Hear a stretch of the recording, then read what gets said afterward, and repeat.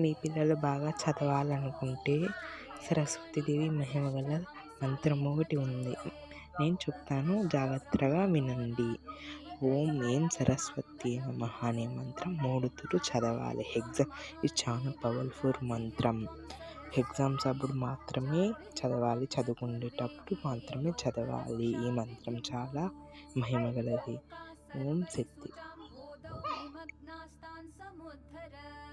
त्वमेवैका स्वयं व्यक्ता समर्थासि कथा भव।